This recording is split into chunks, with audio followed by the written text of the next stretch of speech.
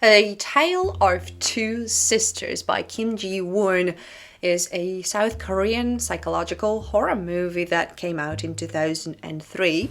I was relatively young when I first saw the film. Actually, I am getting ahead of myself. That was my first and only time watching this film.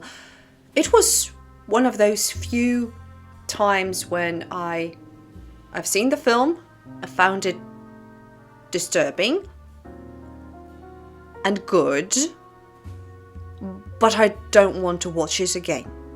And not for the reasons you might think. This one is actually loosely based on a folk tale called Yeonghwa Hongryong Yeon. Please forgive my pronunciation, but it roughly translates to the story of Yeonghwa and Hongryong. It is known for its haunting atmosphere, layered storytelling, and emotional depth.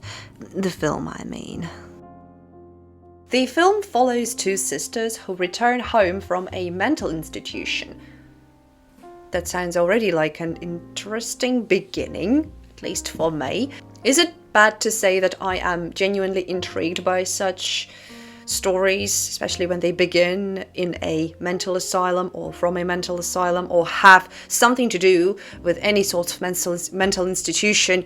Because I don't know, I just feel this one. Perhaps because I myself am connected to this industry, or was. I've been to Bethlehem. I also write a wee bit about Bethlehem. No, I wasn't institutionalized there. It was. The prices have been reduced again, but this is my final call because otherwise I won't be able to buy myself even a cup of coffee. And without a cup of coffee, I'm not able to function. So yes, misanthropically inclined. The links will be in the description. So the two sisters, they come home to live with their father and their stepmother. And gradually, weird, strange things begin to happen. So one of the sisters is openly hostile toward their stepmom, whilst the other one seems terrified of her. Strange events begin to occur, mysterious noises, ghostly visions, and a sense that the house itself harbors something malignant. The narrative builds unease through suggestion and ambiguity, which I adore, rather than overt gore, which I also adore. Depends on the mood. Now, as the story unfolds, it becomes clear that not everything is as it seems. In the final act, we learn, beware, this is a spoiler moment, that one of the sisters has been dead all the time. And much of what we've seen is a projection of her fractured psyche. This falls so perfectly into place once you get this reveal. Yes, this. I will put it into the description or to the title. That there will be spoilers. There are spoilers, but I cannot speak about this and why I like this one so much without spoilers. So yeah, you've been warned. If you haven't heard of A Tale of Two Sisters, go watch it. It's a brilliant film. There is also another big reveal regarding the stepmother, and this one, I've spoiled enough already. This one will be an even bigger shock.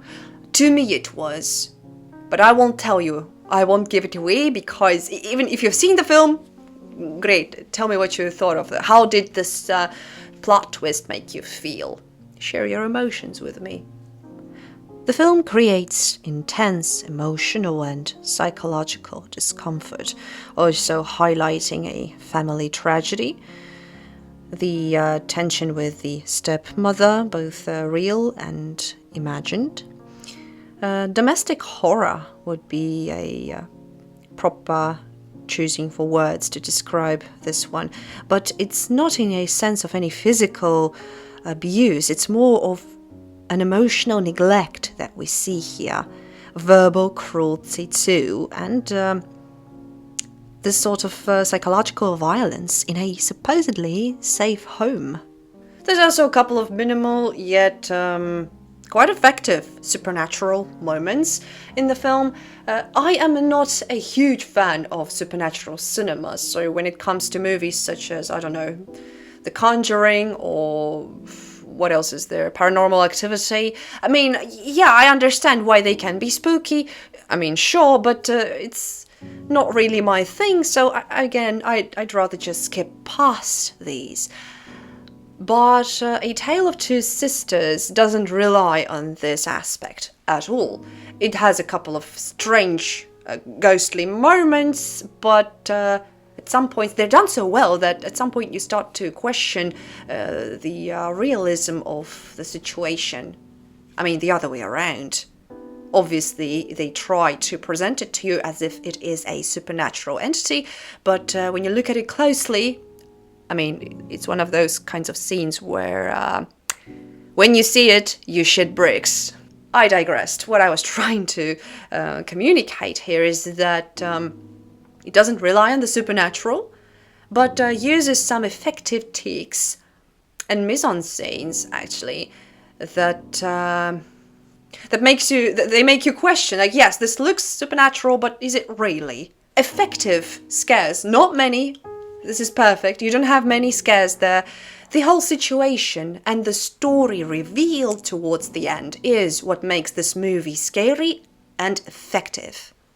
And actually, now that you think about it, it is just a genuinely sad story, but a very, very beautiful film. The film never clearly separates reality from imagination. This uncertainty keeps the viewer disoriented and uneasy even after the credits roll. Also, the revelation that some events could have been prevented adds an unbearable weight of guilt and grief, both to our protagonist and to us as a viewer. Now, I think this should go without saying, but the film is beautiful. It is a treat to look at. The soundtrack alone, oh my gosh. At some point, I used to listen to a lot of Asian soundtracks, and this was not an exception, specifically from video games and horror films. But this one, yeah, this is just sad. And in a hauntingly beautiful way. So again, as for the source material, now, like I mentioned, this one is based on a folktale. Let me tell you this story. Once upon a time, there was a virtuous widower who lived with his two beautiful daughters. After the death of their mother, the father remarried. His new wife, a cruel and jealous stepmother, hated the two sisters and wanted her own son to inherit the family's wealth. The stepmother began to plot against the girls. She falsely accused one of the girls of immoral behavior, often claiming she was even pregnant. To quote-unquote prove her claim, she secretly placed a bloody animal organ into the bed of one of their sisters, presenting them as evidence of sin and shame. Unfortunately, the father believes his new wife and shames his daughter. Out of desperation and shame, and also fear, this daughter drowns herself. Later, the other daughter, the sister, the second one, also dies, and after their deaths, strange things begin to happen, and onward will be, again, spoiler territory, but you get the drill.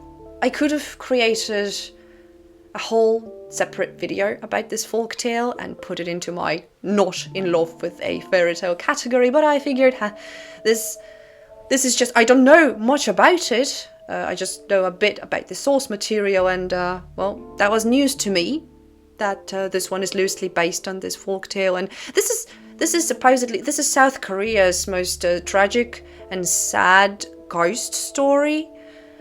So yeah, I mean, sometimes we just want some of those. Justice for the innocent, karma and retribution, virtue, all of that. And again, and lies. There's quite a plethora of subjects touched upon in this folktale and this movie. But just if you don't like horror, I suggest you watch it. This one is kind of smooth, actually. It goes smoothly, but it still keeps you at the edge, you know what I mean? You just cannot look away. Besides, you enjoy the scenery, the music. It's just a beautiful film. The twist there, that didn't really scare me. It disturbed me in all of the different ways. Not in this classical sense, like we're used to on this channel, right? Again, I'm thinking about my previous video and oh boy. You guys, I am obviously fascinated by Asian disturbingness. Is that even a thing or a proper word to use? But I've done quite a handful of Junji Ito videos by now. Speaking of Asian horror, Silent Hill F is out. I know it has been out for a lot of time by now, so if I did a video on this game, it will not be fresh. But then again, all of my gaming videos, by gaming I mean I just pick a game, a disturbing game, and talk about it. Try my best to explain it to you or introduce you to it. I'm aware that most of the video quality is not at its best, and I do apologize for that. I'm testing out some new tools here, so please bear with me. I just needed this upgrade, otherwise I couldn't even be stuck in what I had, because I faced some complications. So now both audio and video qualities are bound to change. I'm trying my best to figure this out. Also, again, happy Halloween. I wish I had some decorations and attributes and everything. I'm filming this several weeks before Halloween because unfortunately this year during Halloween I will be post-surgery, so I will not be filming or actually doing anything really, besides reading of course and hopefully watching movies. So I'll be gathering more material in here for you guys to get familiar with if you aren't already. So, but fear not, I will be sporting my Halloween decorations the entire November, because I want to. I am so grateful to have you here on my channel. Thank you all so much for watching. If you like unorthodox content, consider giving this video a boost in the form of an erect thumb, and make sure to subscribe for more. Take good care of yourselves and your loved ones, ladies and gentlemen, and I shall see you all as soon as possible. Goodbye.